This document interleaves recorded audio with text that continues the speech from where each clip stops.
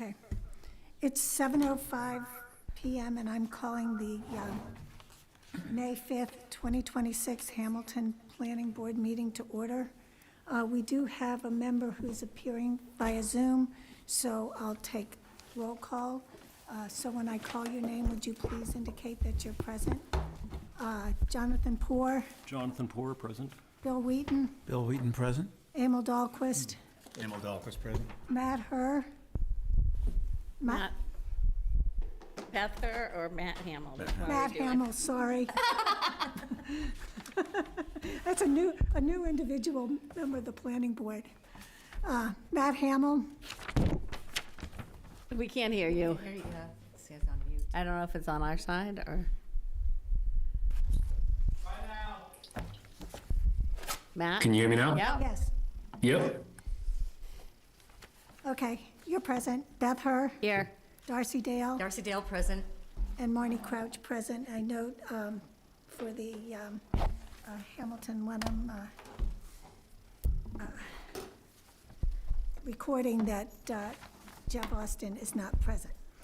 So the first item on our agenda is a continued hearing on the special permit application of Mike Gladchun and Leah Teague, and if I'm mispronouncing your names, I apologize. So we did receive a new drawing from the applicant, so if you would like to make a presentation and explain the changes, you can do so now.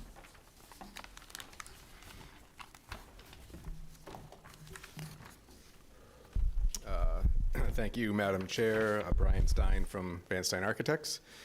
Yes, we submitted a couple days ago a revised plan in talking with my clients for a number of reasons. They've decided to forego the second floor of the garage and do everything on one level, hence reducing the height by a reasonable amount. The idea is they have a one-car garage with this scheme and then a small little offshoot to the right there for, a small gym versus it being on the second floor like it was before. So this building is actually narrower than the existing building.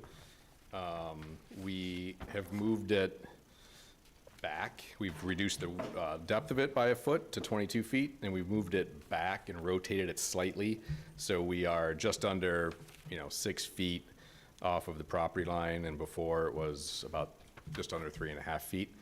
The existing footprint of the existing foundation of the current structure is about 3 feet 4 off of the property line. The built-out structure that houses trash cans and so forth is another couple feet into that, so it's maybe a foot or foot and a half off. So this will feel like a reasonably substantial reduction in the amount of number of feet that it's into the setback. The reason, partly for the jog in this, is we have the tree that we're trying to keep, which is actually appears to be a town tree. So we're trying to keep away, as far away as we can from the roots, to preserve that nice, probably 100-year-old tree. We've also narrowed the garage, which now we're 10 feet away from the existing house versus the 8 feet we were before. And then the other thing, we've also reduced the width of the curb cut by 3 or 4 feet from what it was before. The existing curb cut we measured is 26.5, so it's already over what is allowed in the bylaw. One thing that I did talk to my clients about was, if you're not super comfortable with a really wide curb cut, we can split it into two. Two for the existing 2-car parking, and then a little strip of landscape, and then a smaller 15 or so foot wide driveway for the garage. If you drive up and down Hamilton Ave, right next door to the west, there's at least this width. If it's 3 or 4, it's 4 cars wide actually for the apartments next door. There's the next one to that, there's 3 or 4 cars wide for that house. And then on the other side, there's 2 other houses that have a good 36 plus or 40-foot wide curb cut for multiple car parking. And you know, if you drive through the neighborhood, you see a fair amount of cars parked on the street. And this, you know, will allow for another car to park off the street. Since, you know, one of their children just got their license, so they'll have 3 drivers in the family, and potentially another car. So I live right across the street, right across Willow Street, and it's great to have, you know, a large driveway, you know, to have cars off the street. So it's lots of kids in the neighborhood. We want to just, you know, be safe, and this actually makes the property and the neighborhood a little safer, and also improves the overall appearance of this property in the street. So, you know, again, we feel that this is not substantially more detrimental to the neighborhood than what is currently there. We feel this is a great improvement. And there's kind of the elevation compared to the existing house of the proposed. So a few doors up, there's a very similar garage, very similar width, same basic height. It's actually much deeper. This maybe it's 10 feet off the property line, probably not even quite. And like I said last time, there's multiple homes that are less than the required minimum front setback along the street. So again, it's very much in character for the neighborhood is what we're trying to kind of get at here. And it's anybody that's been down there, it's a funky little neighborhood that's been around for, you know, a long, long time. This, you know, this house was late 1800s, early 1900s. And lots of little outbuildings were built over the years, some in the front yard, some in the side yard, some in the rear yard. It's, you know, kind of a crapshoot down there, but, you know, it's part of the neighborhood. It's part of the character of the neighborhood. So I don't know if you have that drawing I did, Mark, of what could be potentially built kind of by right. I don't know if you put that in there or not, but I just took a look at like what could be built by right, you know, 4 feet farther back. Right? It's 2.5 story, you know, whatever you want to call it, another dwelling, an ADU, garage with living space, you know, so just wanted to give a little bit of an example, but Pull it up, it'll be a minute though. that's okay, yeah, that's okay. I think, you know, everybody can see it here. It's, you know, quite large. So again, we feel that this is very much in keeping with the neighborhood. And, you know, is really doing no harm to the neighborhood. So again, happy to answer any questions. I will just note for the edification of everyone here that this, quote, neighborhood is part of the downtown residential subdistrict of the town center district. And so not all the houses on Hamilton Avenue are part of that sub-district. In fact, I believe it's only 176 Willow might be part of it. So all of, well, Russ Street up to Union, almost to Union, is part of this sub-district, but the lines are a little quirky. So some of the people who had sent letters to or emails to the planning director actually don't live in the downtown residential sub-district. Just a point of clarification. So in terms of neighborhood, there's the downtown residential neighborhood that's covered by the form-based code, and then what we would consider just the downtown, you know, typical residential areas adjacent to the commercial area of the downtown.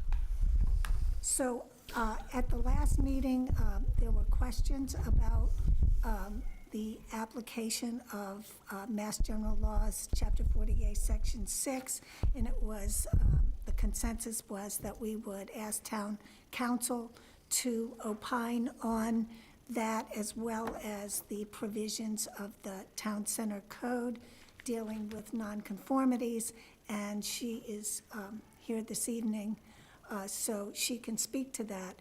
If any planning board members had any questions, I think it might be appropriate to wait until Robin Stein speaks to to the provisions of the bylaw and Section 6 of Chapter 40A, and that might facilitate some more germane questions. So if you don't have anything else to add, Brian, then Robin can Not right this second. address the planning board.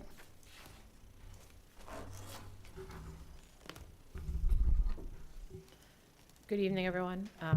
As Marty said, I'm Robin Stein with KP Law, your town council. And so jump in with questions if you have them. I'm going to give just a brief overview of how the non-conforming protections under 40A6 have been interpreted by courts. And, particularly where this is a brand-new bylaw that's never been used before. This is the first opportunity for you to look at it and apply it to anything. So obviously, I kind of help with that interpretation. So the first paragraph of General Law, Chapter 48, Section 6, has language that applies to nonconformities, and it divides those nonconformities essentially into two legal categories: single and two-family residential structures and everything else. There is an open question in the law. It has not been decided by a court whether or not accessory structures on single and two-family lots, so lots that are accessory to single and two-family uses, fall in the single and two-family category or the everything else category. And so we don't have guidance from a court yet about how you, let's say, the minimum protections that you have to apply to a structure like this, which is an accessory structure on a single and two-family lot. There's no question that this statute sets what the courts have called the floor of protections. It sets the minimum protections afforded to single and two-family structures, and zoning bylaws can't take those protections away, can't go below them.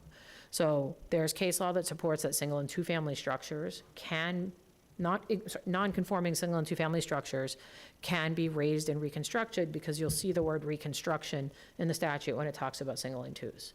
Separately, there's case law that says there's lesser protections for the structures that are in the non-single and two bucket, and those, unless your bylaw allows them to be, can't necessarily be raised and reconstructed.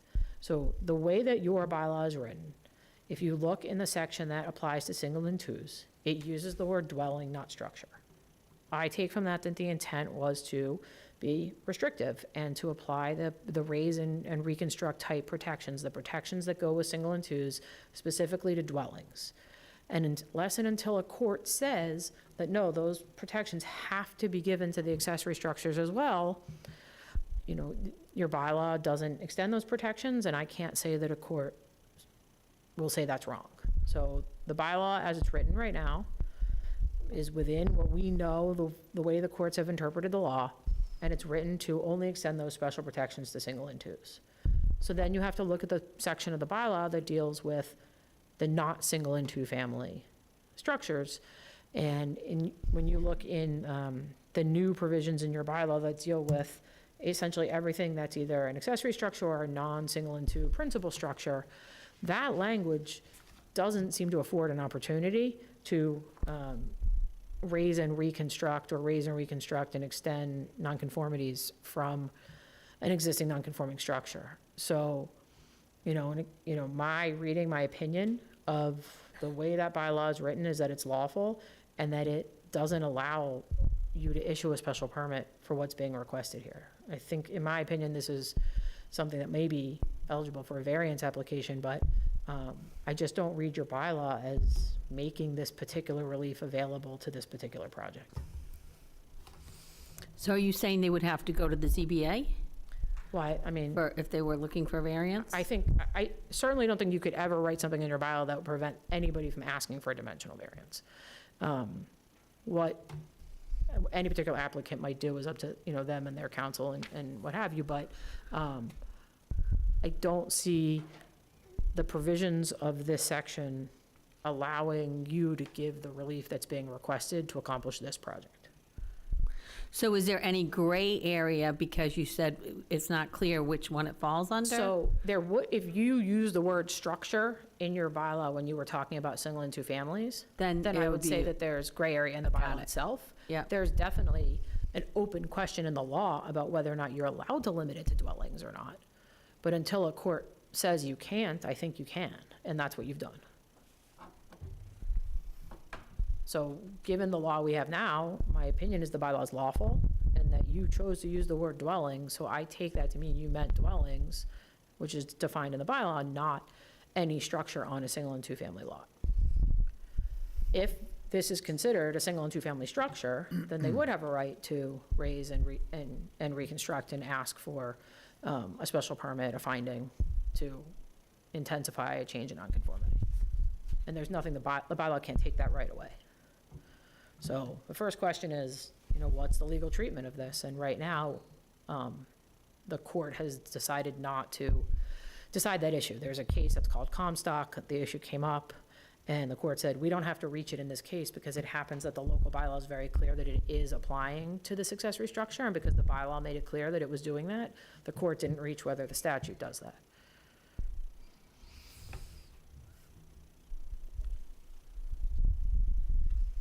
Do any board members have any questions for Robin Stein? Yeah, what would be the remedy? Where is the remedy for this? Would it be the ZBA? Well, I mean, again, I can't really give advice about what an applicant should or shouldn't do, but any applicant that thinks they need dimensional relief can apply for a dimensional variance.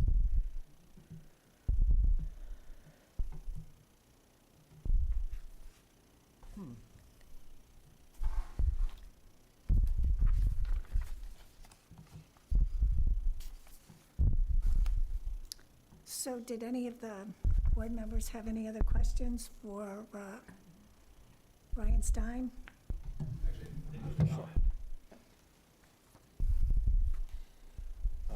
In the past, as you know, this was always done through the ZBA until recently in this zoning district. There's been multiple instances of this very thing happening by special permit or finding it with the ZBA. My garage is a prime example across the street. Our neighbor's example down Hamilton Ave is a prime example. They extended out the back. So it's been allowed here for quite some time. So I was just wanted to say that it's always been written this way, as far as I know, in the bylaw. It never excluded accessory structures. It didn't necessarily include them, but it's always been interpreted that it did, at least with the ZBA, at least with the boards the makeup of the boards I've been to over the last 15 years. Well, as we noted at the last hearing, this is a brand-new bylaw. It was adopted. But the language is the same for non-conforming structures, single or two-family or not, essentially. So Actually, that's not the case. So just to finish my sentence, this bylaw was adopted in July of 2025, and the language for modification or alterations of all other structures does not include the word reconstruction, and that's the potential difference that you might be noting. What I would propose, unless board members have further questions, is that unless you have anything else to add to this, we will close the public hearing, and then I would like to have another time to discuss our findings and conclusions based on what Robin said, so that we can all understand fully what you're proposing, what Robin's saying, and we can look at the language of Chapter 48, Section 6, as well as our new bylaw provisions for the town center district. Does anyone have any thoughts about that? Before we close, oh, go ahead, Emil. We can hear from the public, I think. Yeah, Oh, that's yes, what I I'm was sorry. gonna ask, too. Before any other. Yeah, anybody online, anybody here have anything to add? Hi, Steve Ozahowski, 156 Willow Street. We live right next door. I've been there for 38 years. I am chairman of the Hamilton Board of Assessors, been on the board for 25 years. It is my opinion as a member of the Board of Assessors that what this is doing is going to be stifling improvements downtown. The word's going to get out. You can't fix up your houses unless you jump through these hoops. And let's ignore what happened at 227 Willow Street, that whole travesty that has this enormous building that never should have been there. And compared to that, this is, okay, but let's go back 1 second before I get emotional. These people took an illegal two-family and improved it and made it the nicest house in downtown Hamilton. They are a class act. Mr. Stein is an excellent architect. He's designed a beautiful building. I'm sure that it's going to be built, what's there now is a shed that was put up by a hacker in order to house his glass-blowing factory. And we won't go there. I can tell you that I went to land court over it, and we lost, and the judgment was because the zoning laws were so poor in Hamilton at the time. I don't know if they've been improved or not, but let's not go there either. I ask you to just use your common sense. Come on, let's let them build the darn thing. It's beautiful. It's going to improve the downtown. It's going to improve the neighborhood. Everybody is going to benefit from this structure. Everybody. I do have a question. If this were an ADU, would Yeah, I those was wondering that too. zoning apply, would the zoning apply? Yeah, you. So, I mean, again, I think it depends on what's exactly being proposed. Everybody has the right to have one protected use ADU.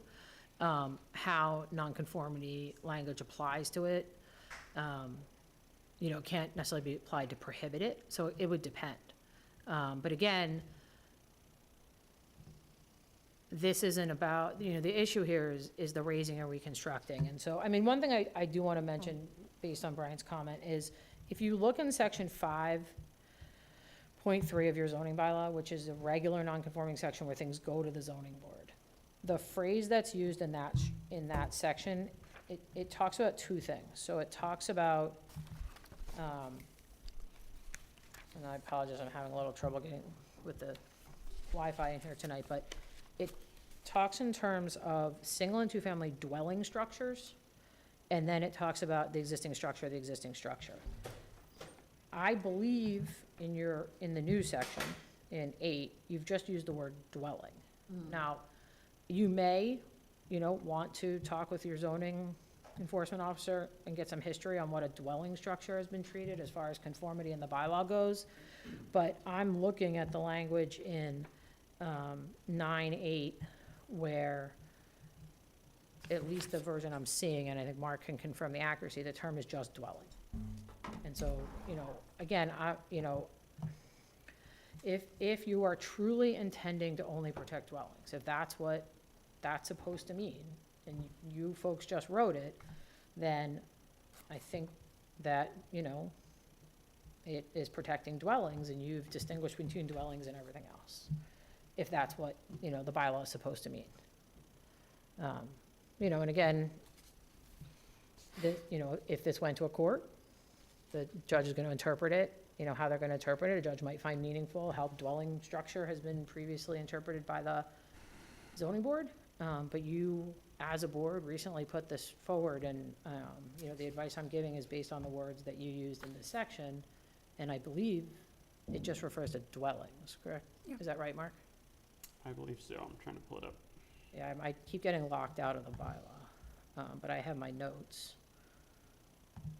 So, but, you may want to consider how the concept of a dwelling structure has been previously interpreted under the bylaw, and that may or may not be meaningful to you. Because we always, do like to be consistent in how we interpret bylaws, but this is a different and new section.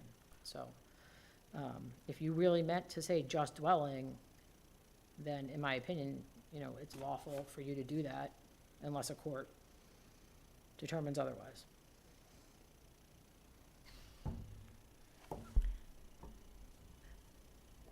Anything else? Yeah, I do have another question. What if you attached it to your house? Well, we looked at that, and if you go, can you go back, Mark, to the elevation that shows the house and the garage? Sure.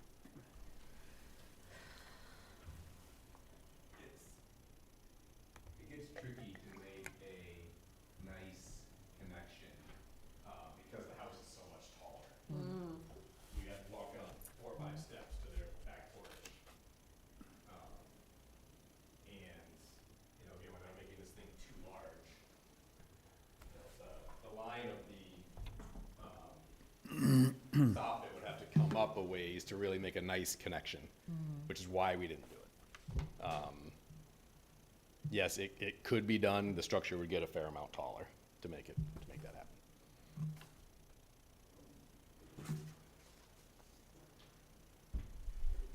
I think where we get most of the applications for ZBA is under section 5.5, which says, any non-conforming structure may be reconstructed after catastrophe or after voluntary demolition. So those are two very different things. Like one is a storm, or one you want to tear it down because you want to. In accordance with the following provisions, and there's 3 provisions. So I think Brian probably, if that's accurate, outside of the town center, you could voluntarily demolish a building and reconstruct it. Those provisions don't apply to the town center, though. So just Sean Farrell, 15 Hamilton Ave, clarifying question to Mark's kind of statement there. If I'm in that zone, which I think I'm either in it or just out of it, I know Ozahowski's in it, the Ties are, and the Gladchuns.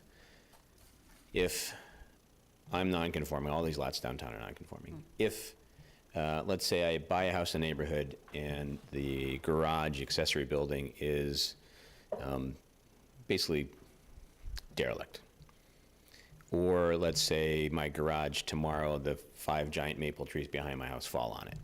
Are you saying that I cannot reconstruct that building in the district? That's what I interpreted last time. I think that, we shouldn't really speculate on those things. I mean, it's a.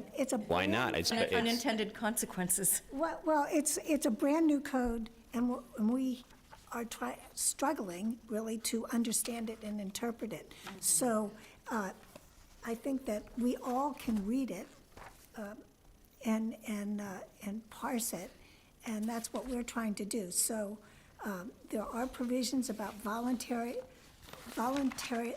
demolitions, and so the Yeah, one so let's say- section says, if a non-conforming structure is voluntarily demolished or abandoned, Mm-hmm. any replacement structure must be conforming to the bylaw. And then, So you're saying I couldn't reconstruct my garage? It depends. No, but Is your then- is your derelict building non-conforming? Yes, everything downtown is non-conforming. but then you go on to the section that Robin was talking about, and it says modifications to a conforming structure which constitute a substantial improvement shall not be permitted unless the structure is made conforming with requirements of the bylaw, or if nonconformities remain, by issuance of a special permit by the planning board upon a finding that such modification, alteration, or extension shall not be substantially more detrimental than existing nonconforming structures in the neighborhood. But there is no provision in that subsection for reconstruction. So the purposes of this town center code were, among others, to eliminate nonconformities and to prevent the expenditure of monies, continuing nonconformities through, I suppose, reconstruction. So again, it's a brand-new code. We have to interpret the words as they are written. We can't change the words now. That would take a 2/3 vote at town meeting. So we are where we are.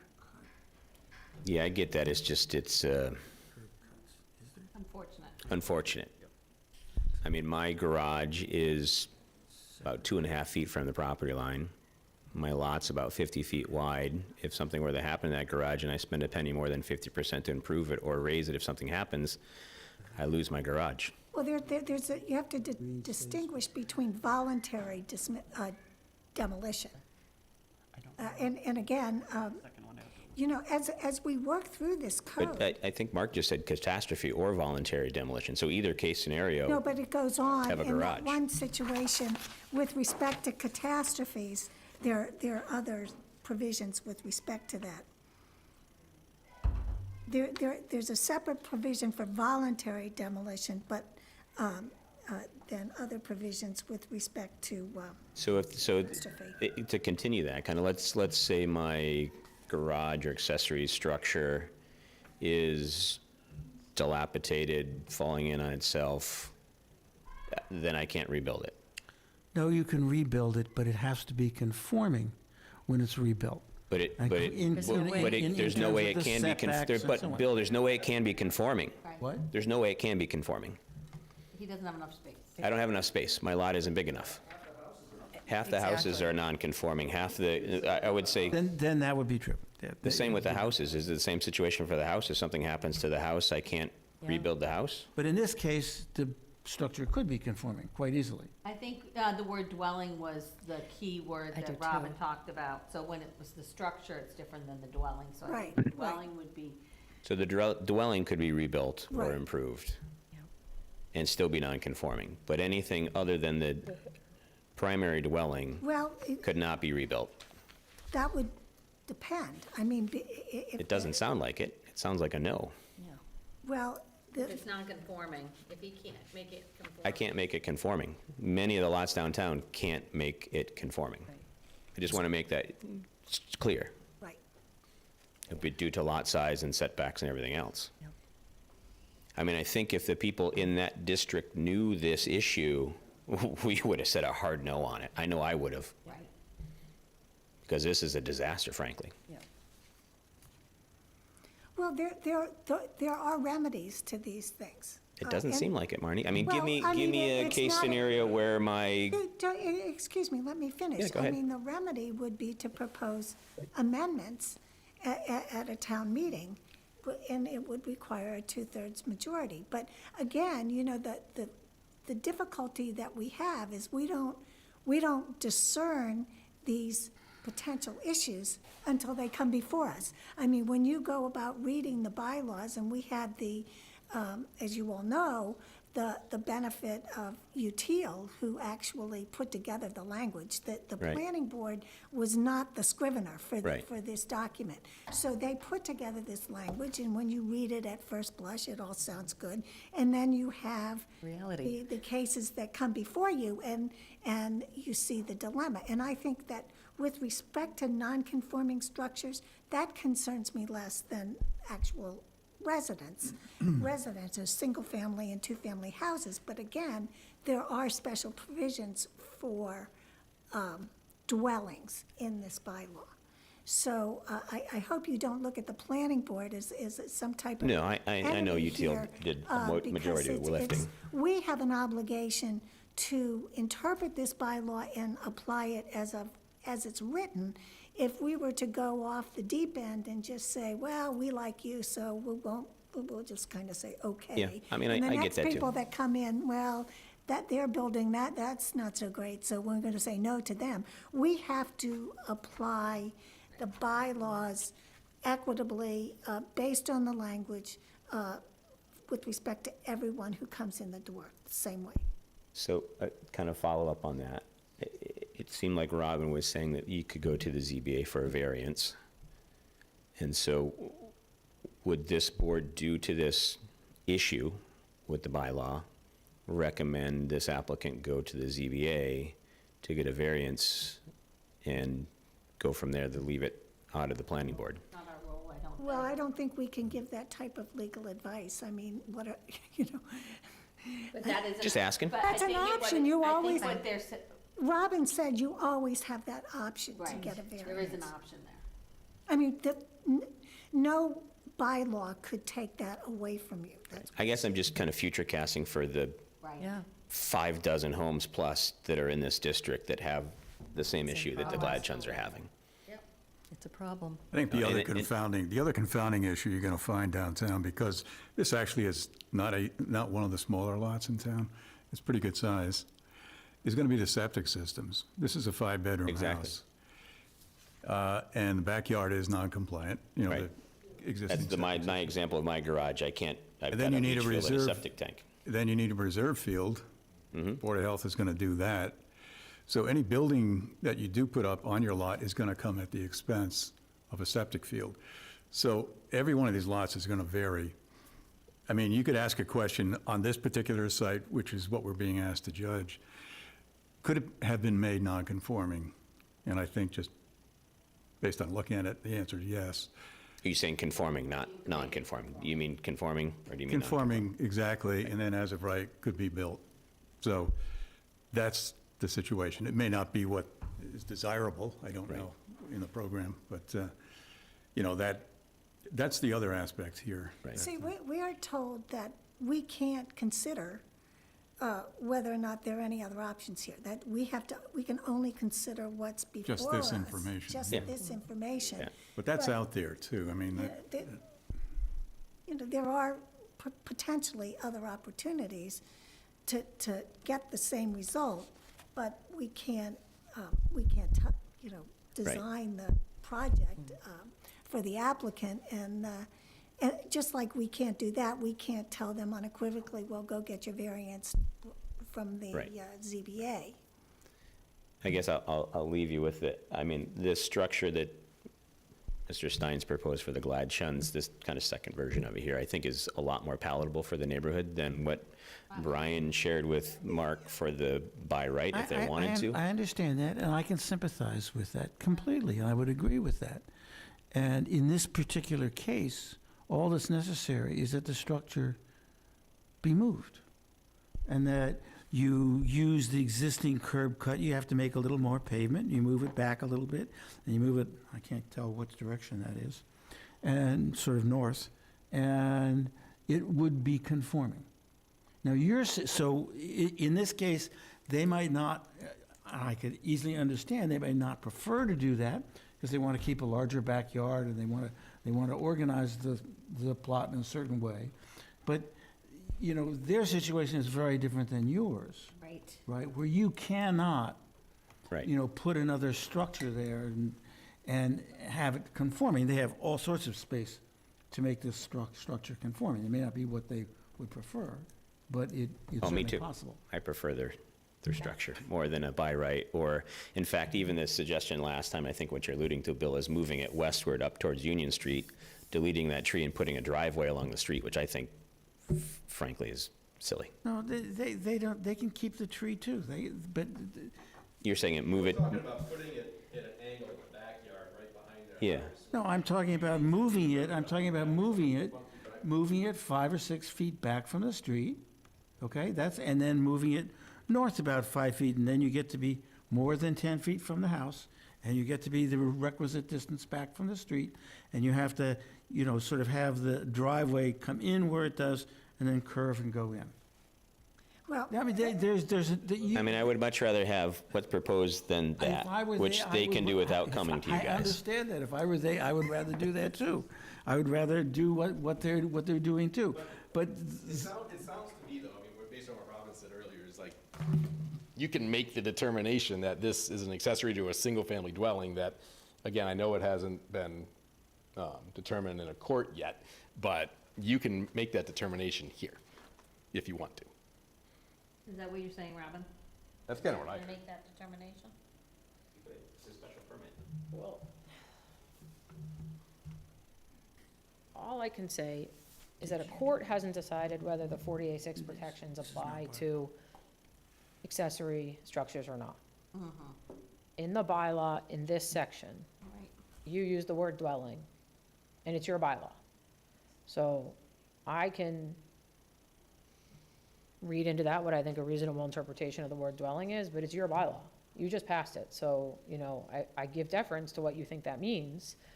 In section 5.1, it talks about residential dwelling structures. Here, it talks about residential dwellings. I don't know that those were intended to have the same meaning or not. They are different phrases. So, you know, as counsel, all I can really tell you is how I would interpret it based on what I know and what kind of arguments I think would be fair and appropriate to make to a court. But, like, well, Your bylaw. this goes to, my suggestion is that we close the public hearing and then the planning board have a discussion about the decision that we should reach at a subsequent hearing. And, you know, I want to take Robin's comments, and she mentioned the Comstock case. I'd like to read that and kind of explore a little bit about the different comments that she made, because we have to be consistent.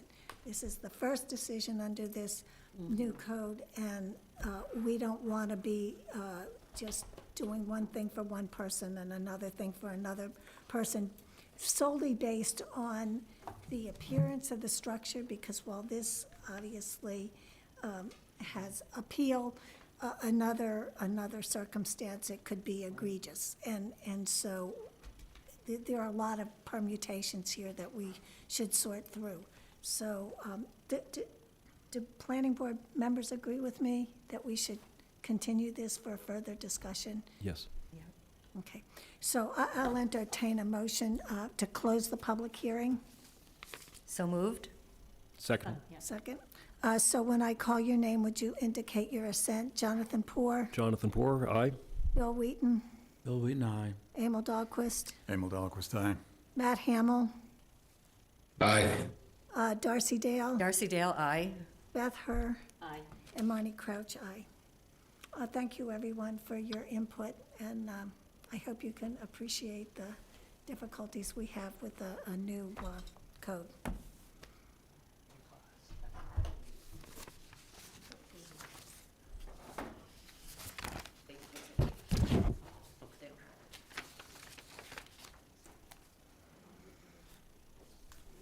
So do we have to, if we're not going to do that tonight, do we have to extend the hearing? No, we closed the public Oh, hearing. we closed We it. just have to issue a Okay, decision got it. within 90 It's days. an internal Yeah, yeah, yeah. discussion. Okay. Yeah.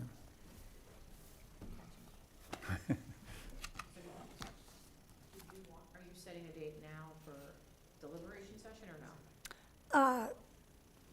What's the agenda like for our next, The timeline is 90 days? yeah, To You have- write it up and get it filed with the clerk.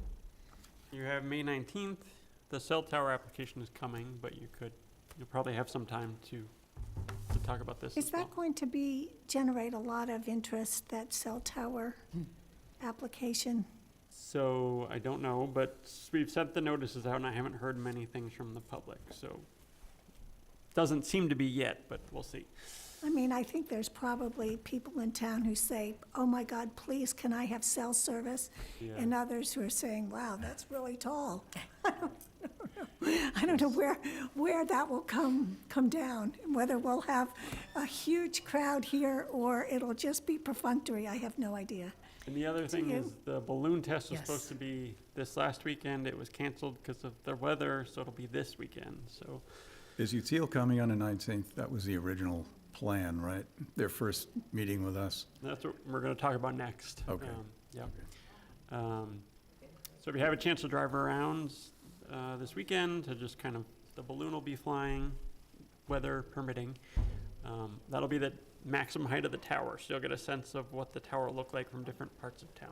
What time? Intersection of Yeah, when is it going to be out? Next weekend. Saturday? 9 a.m. to 5 p.m., On Saturday. And Sunday? Saturday and Sunday. Okay. 9 to 5. Is that the day of the garden club plant sale? Saturday? I don't know. I think it is. This is the one at the intersection of May 9th. Behind the public. On that tower. Wait, so you're, sorry, did you, I didn't know if you wanted. for cell towers. It might be helpful. When are you Was planning on to do this? Walnut Road. or something. I'm trying to figure that out. Oh, okay, Mark, sorry. I thought you had. That's a different cell. That's a different one. Yep. Mark, I thought I had brought my list of hearing dates, but apparently I left it. So So- if it's not May 19th, you could do May 19th. I think you might have time, but depends on how controversial that Yeah, application is. and our next date after that is Second. June 2nd. Well, let's go with May 19th. We can, I think that probably the people are more concerned with cell coverage than the height of the tower. I could be wrong. The other thing for May 19th is I reserved the middle school because I wasn't sure how many people we'd get, and this room isn't available, and then I just didn't want people crowding into the Council on Aging because it's hard to see the screen. Oh, yeah. So we'll be at the middle school for that meeting. On the 19th? On the 19th? Yes. Middle school.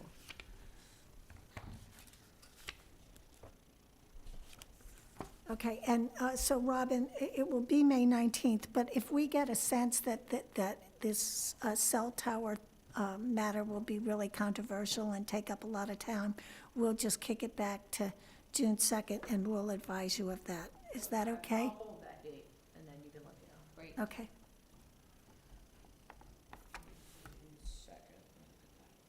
Okay. I will hold that as well. So the next item on our agenda is scheduling UTIL's presentation. So we currently have them scheduled for May 19th. We're obviously adding a couple things for that meeting date. So the good news is we'll have a nice venue. We'll be in the multipurpose room with a nice screen.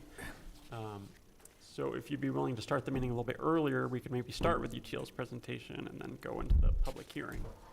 That would be one option. The other option is to have a special meeting the following week. Which would be what date? May 19th, 7, Probably the day 23rd? after May 26th. May 26th. Yep. Okay, so, Marnie, you don't need me anymore? no, thank you, Robin. Fine. Planning board members, would you prefer starting the meeting on May 19th at 6 PM? Or scheduling another meeting just to talk about this special permit? And at that, if we added another meeting, we would have the benefit of UTIL's wisdom as well. So I I like adding the extra. would like to hear from everyone about their, Is there a reason why we wouldn't just have them come on June 2nd instead of adding another meeting? Well, they're coming for 2 meetings, so we're They have scheduled to to have them. finish by Right now, it's June May 30. 19th and June 6th. The end of Okay. June. They have to Okay, I finish didn't it. know what the Yeah. timeline was. Okay, gotcha. I would prefer a second meeting, but I'll go whatever anyone votes for.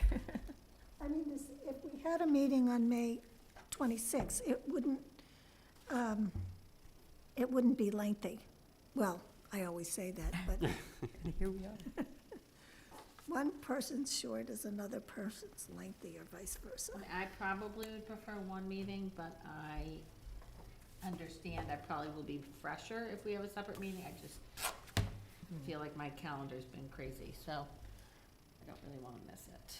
I actually think that having a short meeting on this one topic might be, Might be it better. might be think- better, Yeah, it's a special meeting with one subject. yeah. Okay. Does that work for everyone?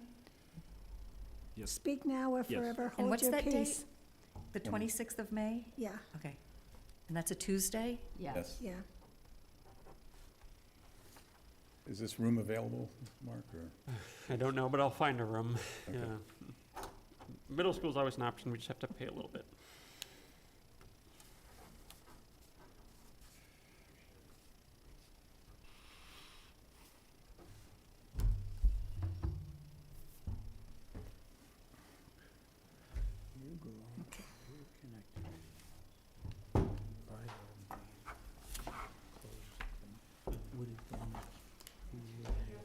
Thank you.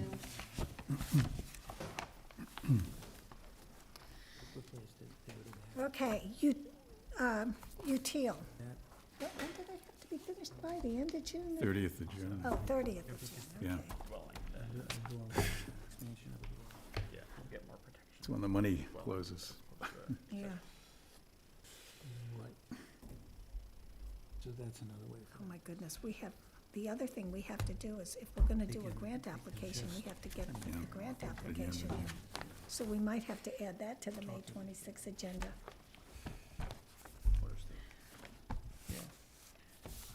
Connect it. Yeah, but if he objects to that, so what he does is he just raises the whole thing. Puts in, stone here, so it looks. So the I same. think I think it's You're going to still be helpful for us to sort out these legal issues, because they're Yeah. not You have easy. clapboard up here. And I you had, have stone down it here. was speaking Robin was very helpful because she has Yeah. a different And, you know, take on then you things than can- I if you raise did. it up, then And you I can was, connect it in I with actually something. was 100% convinced I was right. Mm-hmm. And now I guess if you practice municipal law exclusively, you have a anywhere you different wanted to hear, perspective. you can That's do it. why we Yeah, have You council wouldn't come worry in. about, She said everything in the code is lawful. and you wouldn't worry Um, about that so setback, because it'd be It was- part of the it was house. just one Expanding the potential house, they'd say. conflict with the Yeah, I state. want to look at that case Yeah, I would and look see. look at that case. But, It's, you know, it will be helpful to hear from you, Teal, as well, because it is true that those lots in the you downtown know- residential and elsewhere are, I'm Obscure. sitting here not an architect, and I can come up with at least half a dozen schemes for Well- this, right? We were Haven't just told us- talking, you can put a breezeway over to the house. If you say it's told not us at the same unequ- elevation, you can put stone around the bottom, so it looks like You it's don't at need the to same convince house. this board. You don't need to convince she this board told of us that. unequivocally, Not designed for them. Go ahead. unequivocally that we could not consider the fact that there were alternatives. No, it's out Off of, the off the table. subject. Off the Off- subject. We have to deal with what they give us, and it doesn't matter if there are 10 different ways till Sunday to do it differently. And we're- conforming. but I agree, there should be a safety valve in there for a circumstance not anticipated. Yeah. And I Oh, think the that- circumstances Sean is talking about is much more, Yeah, much more problematic. yeah, and I thought that's, because we did ask you, Teal, about that, that we needed that in there somehow.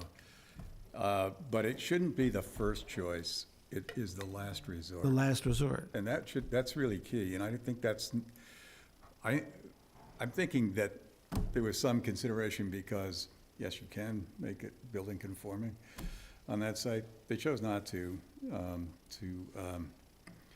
because they preferred something else, which is legitimate, they're clients, and they're gonna ultimately, you know, as everybody knows, you make renovations, you have to weigh pluses and minuses and You can't always get what you want. trade-offs. You can't get what you want, everything that you want. You have to The world decide is that which way. ones you want.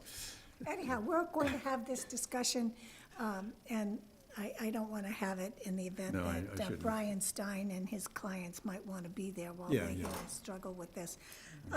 So let's hear about UTIL and what they're going to do for us, because they've given us this code in the first application we have. First day out of the gate. Well, that's a good discussion point, because I emailed them today and I said, based on this case, I think we should really have one where there's a nonconformity, and how does the board Yeah. deal with the state law on nonconformities and the code on nonconformities, and also you're gonna find, and don't feel like this code is a failure, because it's like 50 pages, so there's gonna be things you'll wanna change. It's just Yeah. any change that's this big that you make, those things happen, so. That's not necessarily a bad thing, but you'll find things you want to change. We could obviously go back to town meeting to do that. So I think part of this demonstration in UTIL will be to find those things that we don't like, that we want to change. Perhaps we found a couple tonight. So my input, and tell me if I'm wrong, was one could be like a straightforward case where the structure's conforming with the zoning, the lot's conforming, fairly straightforward redevelopment, where one, it's a small, tight lot, the building's non-conforming, the use is non-conforming, it's just kind of a mess, and how do you deal with that? That was my thought on sort of the two sites. Do you have any specific sites in the town center that you know are really interesting? Let me know. and I can- 176 Well- Willow Street. No, just kidding. I would say that's the east side of Willow Street down at the end, where the light industrial area is now, the fuel oil, because that's potential new development. You know, how would you go about evaluating that? But certainly the nonconformity is gonna be the big issue in town. So many lots are non-conforming. Yeah. Yeah, and you know, That's part of the this, charm of the neighborhood, in a this way. standard substantially not more detrimental to the neighborhood. I mean, this standard exists, it applies all the time, and what criteria do you use? I mean, is new better than old, is that it? I mean, it's, I think. I struggle with that because. I think that while it is to some extent a subjective interpretation, we do have some very strong metrics and purposes and intent in the new code, and they can easily be applied to that subjective standard, so that you're not just talking about, do I like it, or is it attractive? Well, I mean, There's plenty of I'm thinking- metrics to talk about. I'm thinking just old, dilapidated versus new. But the thing of it is, we do have all these metrics, but I don't think that this code really addressed how virtually every lot downtown is non-conforming. So that's kind of a struggle, you know, Right. if we get multiple iterations of Yeah. what we have And here. maybe, like Sean maybe, said, you know, the ZBA approval is supposed to be based on hardship, Yeah, right? And so when you have situations where a large number of houses, you know, can't really exist if they can't replace something because it's non-conforming, Yeah.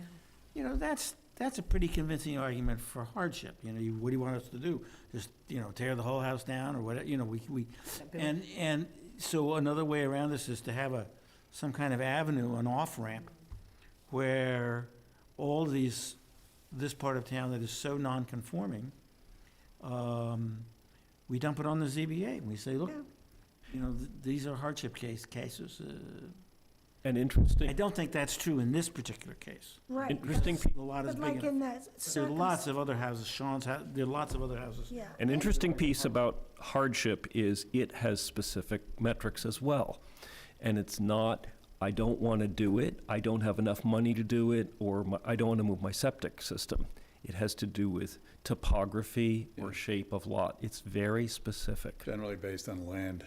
Yes, not I don't want to do it. Yeah. I So- think Sean was right, though, when he said if people downtown knew this was going to be happening in their that little, Well, neighborhood, they probably would have voted no. I think what they failed to consider, though, is that downtown residential, it encompasses Russ Street, and Russ Street has a lot of non-conforming structures.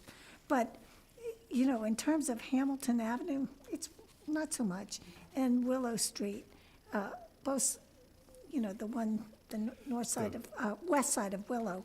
And I didn't print this out at a big enough scale, so I can't see what the street names are here. I would also like to offer, it's a very unproductive and I think dangerous precedent to allow folks to say, what if I applied with my property? Right. What about my situation? What ifs? It's supposed to, Yeah. our work is supposed to be case by case, very specific to the situation.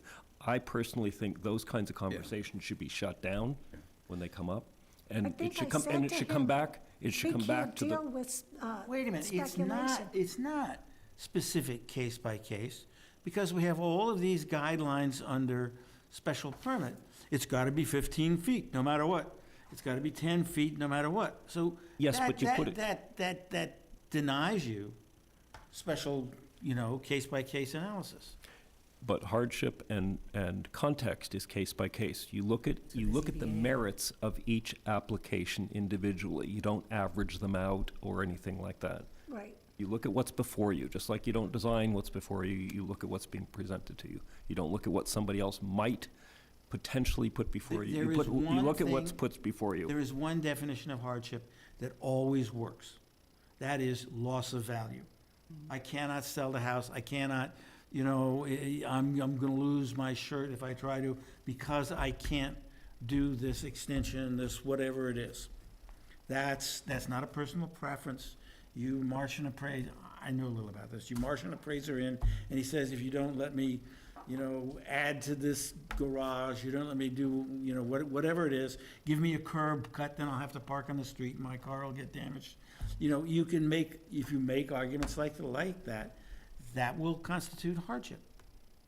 But we don't deal in hardship, that's the ZBA. That's That's the ZBA, yes. So I have a question for Jonathan. When you were saying we should shut it down, are you saying that we shouldn't have let Sean talk about his property? He could talk about his property, but for the planning board to engage in that conversation and make any kind of an interpretation or an opinion, I think is a dangerous I don't think we exercise.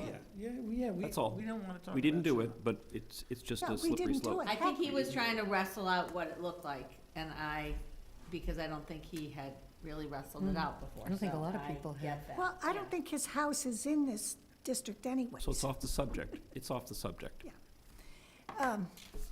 But anyhow, let's talk about UTL a little more, and then, so their first presentation is the 19th, and when would be the second one? June 5th. June 2nd? Is that what we're saying? The 19th yes. and the 2nd? Yes. Second. Oh, and are we going to meet at 6 o'clock on the 19th? No, because we decided we're gonna do, sorry. We're doing the 26th and 2nd. Yeah, sorry. 26th. The So 20th. when do we want to meet at 6? Which one? I don't think that's happening anymore. Right, We're adding a meeting on the 26th. instead. Instead of meeting early. That way we'll be fresh. Okay. Do you have any sense of whether this cell tower is controversial or not? I have no idea. I haven't heard anything. I haven't heard anything, so that's usually a good sign Yeah. that it's not too But controversial. sometimes it's the last minute Yeah. and people find Yeah. something out and then they're like, All what? hell breaks Well, loose. they should text you from the Crosby's Marketplace. Yeah. Just, that's a joke. I got Yeah, it. they can't get it anywhere. I got it. I'm pretty Can't get quick there on from- that.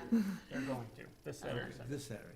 Yep, so just one more time, the balloon test this Saturday, Sunday at the Public Safety Complex. 9 to 5.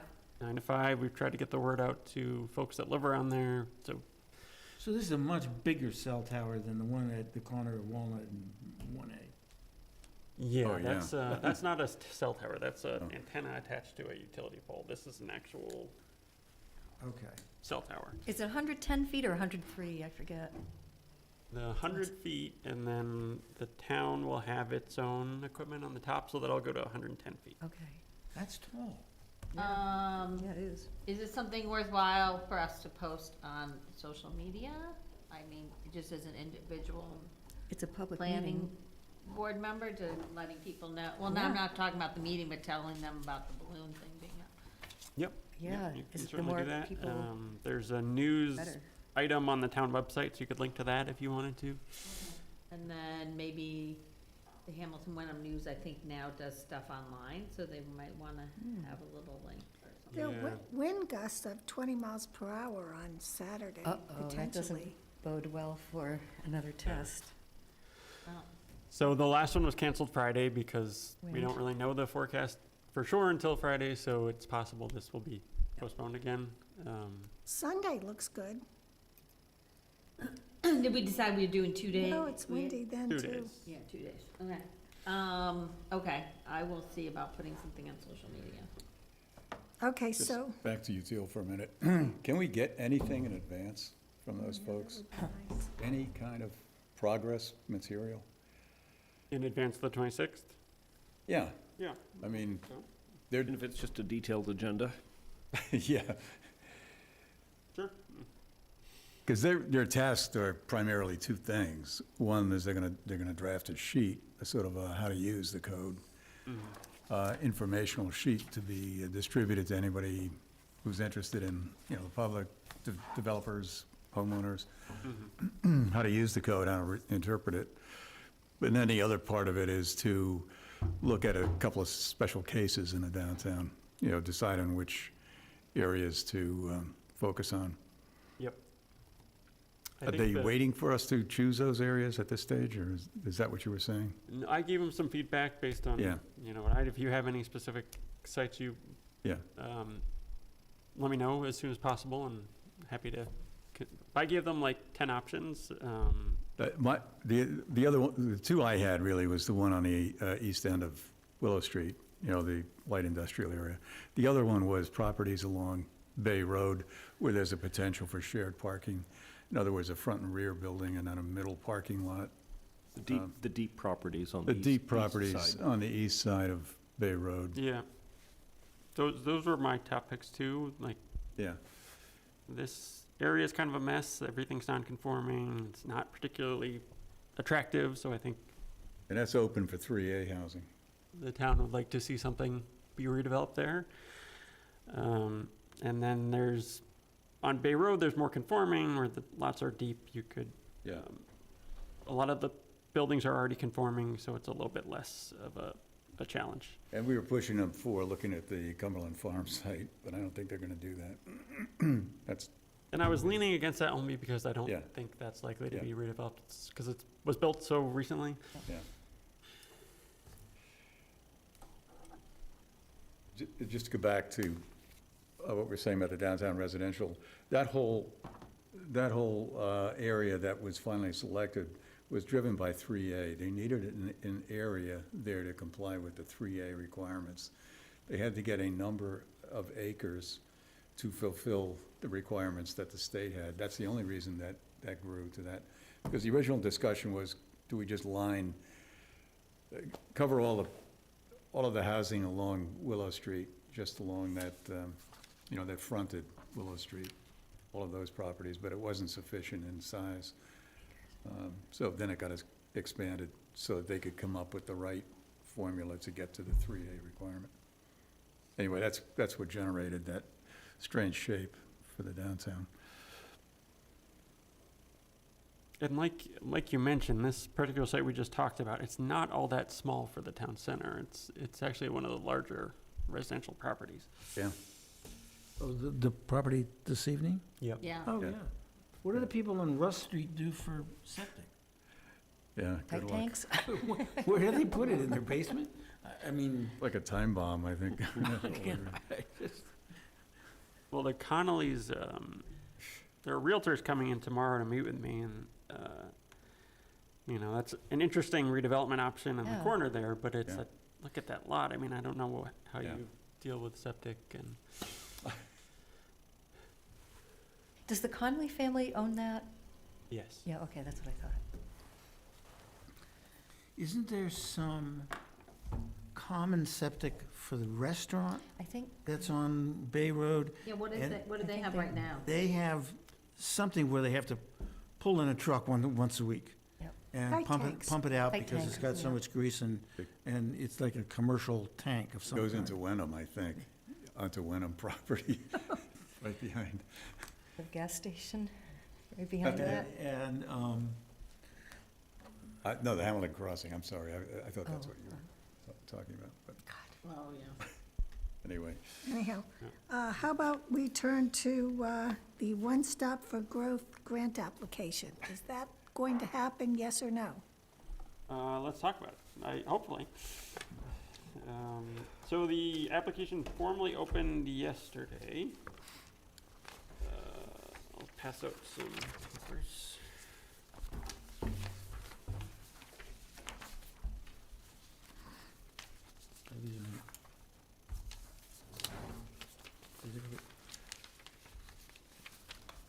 there's a pair for each. Okay.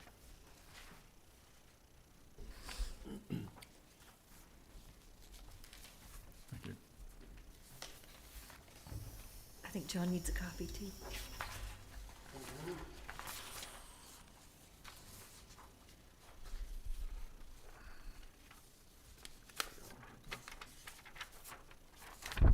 So the first is just sort of announcing that the grant is open. The second one is an email I got from the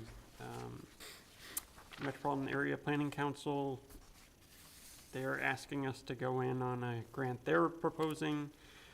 I told them I didn't think you might not want to do it just because the town's pretty set on doing its own grant application, but I did want to put this in front of you in case you had an interest in it. It's looking at an inclusionary zoning bylaw recommendations for various towns, specifically Essex, and I think Wenham is also signed on.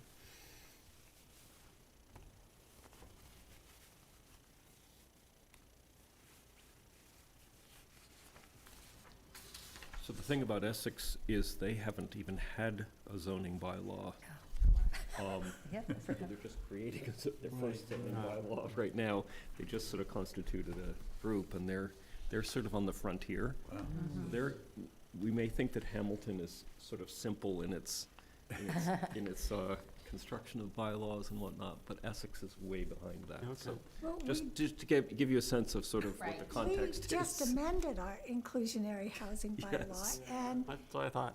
what, do you know the status of the apartments at Gordon Conwell? Has the sale closed? Oh, it did. I reached out to Merwin, he said they haven't recorded Oh. the A&R yet, so no, it can't close until that plan is recorded. So no, but my understanding it's going to happen soon. And once those 207 units, my math is, if I remember correctly, gets on the SHI, Mhm. we've reached our 10%, at least in the short term, am I correct? Yes. So my sense is that we have bigger fish to fry right now than inclusionary housing. Mhm. Right, Yeah. Yeah. yeah. I mean, thanks for asking. Yeah. No. And who knows, in the future, there might be other things we could collaborate on. Right, I mean, They have they have a couple great people over there, but they are just in a whole different place from this town. So I feel like we're adding a lot of things for May 19th, but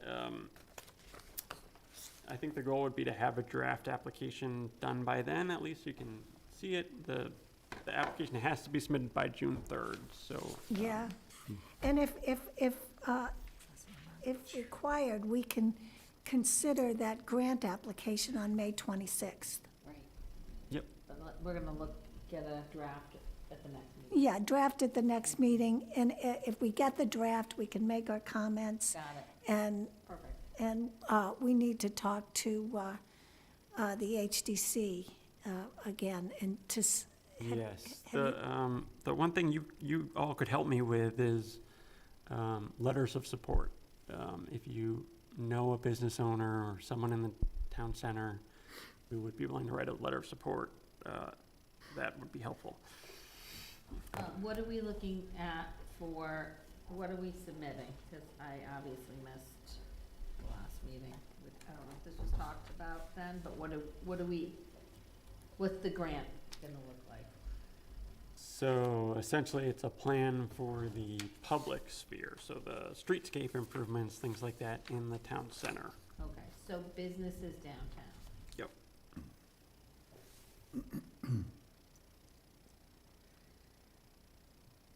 And they could just reach out to you directly if they Yep. could find out more of what would be helpful. Yeah, I can even write like a template and Oh, that'd be great. they could work off that.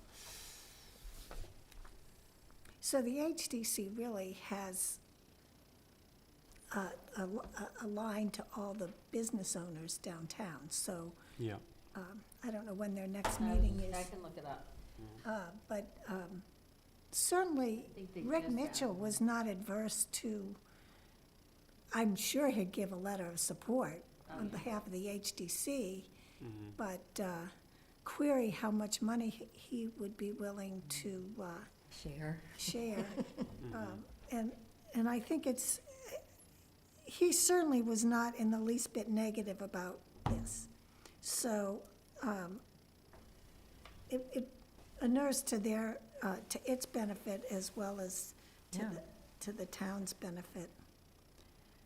And I did talk to Joe, because you have a higher chance of getting it if you do at least 20% matching. So I did Oh. talk to Joe, and he thinks he can find that money. So what amount did you settle on to ask for? Well, I assumed the maximum should be 100, so that'd be 20,000. So ask for the 100, that's the maximum amount you can get, okay. Why not go for broke?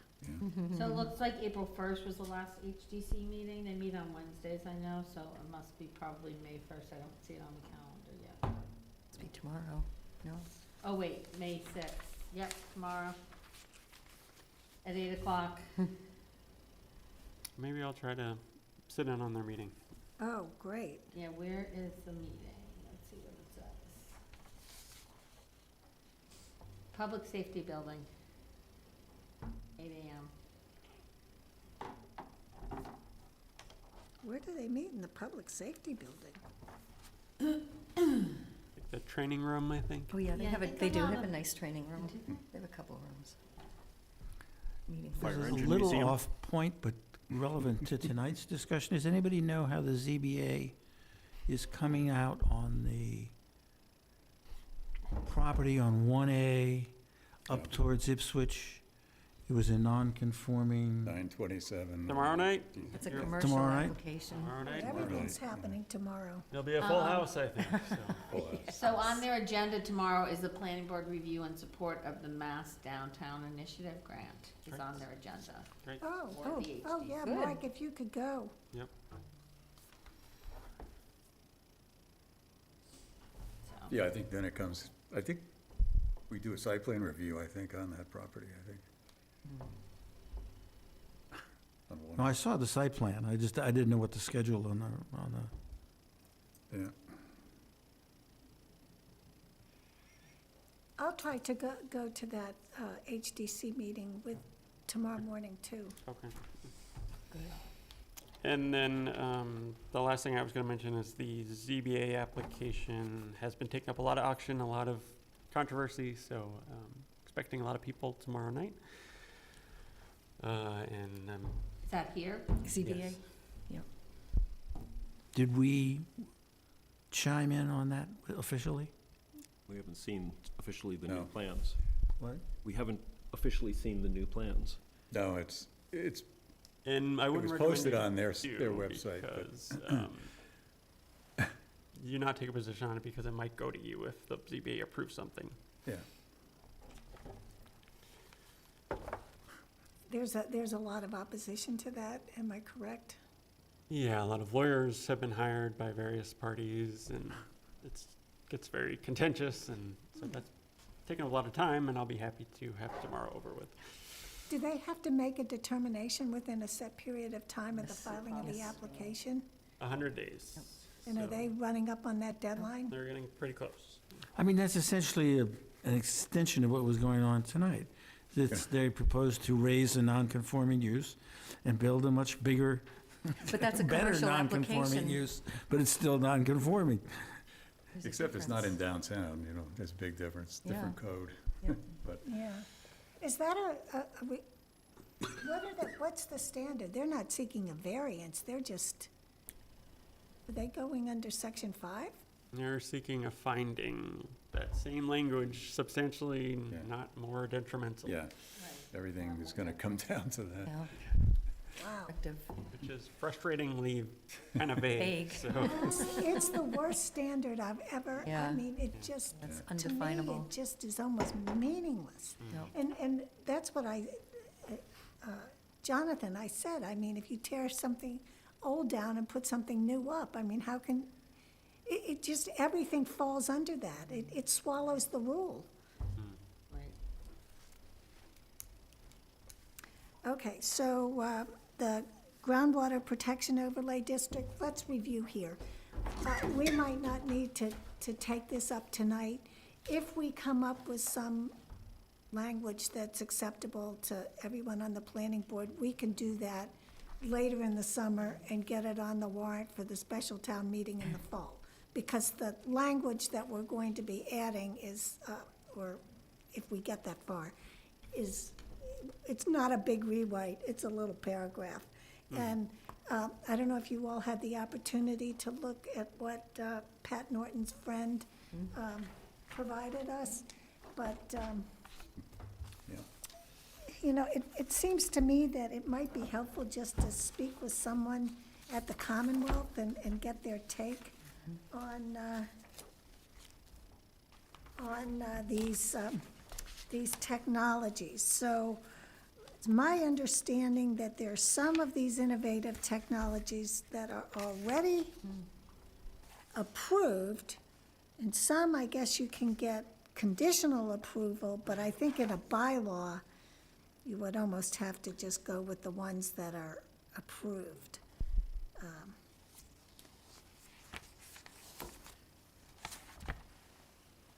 So, yeah, they're provisional use technologies, and I don't know. I think there's a real potential for amending the bylaw, but I'd have to study what's on the DEP website. But it looks like Recirculating sand filters and humus composting toilets are certified for general use, subject to certain conditions. Then they have piloting approvals, new technologies that are under review on an ongoing basis, and in addition, technologies which are designed to reduce nitrogen may receive a nitrogen removal credit. So I'm thinking maybe someone from the Commonwealth can assist in the language if we wanted to have an exception to the 80,000 square foot requirement. Someone at Agree. DEP, Yeah. yeah. I mean, because there's this information that Pat Norton's colleague, I guess, or friend, provided the link to the DEP website, and so there's all sorts of information on here.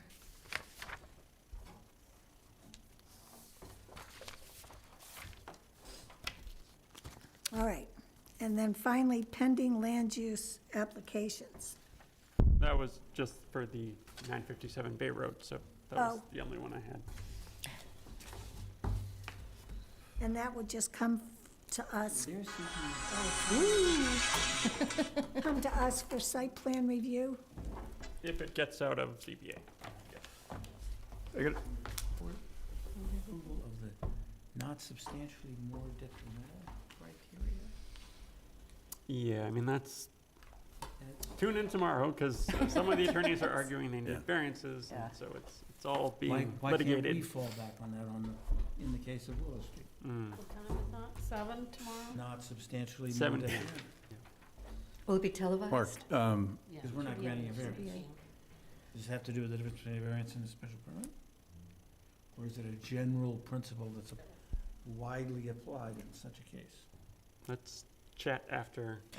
Yeah, yeah. is there, the site plan review regulations, we had a draft on that in, I think, last January. That's not been approved yet, right? These are regulations to associate, or associated with site plan review. I believe you did approve them, but Were they approved? I believe so, yep, in the Okay, fall so, of last year. okay. After, So they're applicable to any site Yep. plan review that we do now, those regs. And they're on the website? yes, Yeah, okay, you're testing my memory, but I almost remember. positive we passed something. okay. Well, I think we've come to the end of our agenda. May I offer a motion to adjourn? You may. Second. Second. Okay, Jonathan Poor, Jonathan Porter, aye. Bill Wheaton, Bill Wheaton, aye. Emil Dahlquist, Emil Dahlquist, aye. Matt Hamel. I Oh, think he's you just- gone. I think, well, I they think. took him off the- Mark just closed the, Matt says adjourn. Darcy Dale. Darcy Dale, aye. Beth Her. Aye. Marnie Crouch, aye. It's on Zoom tomorrow night. Okay, great, yeah.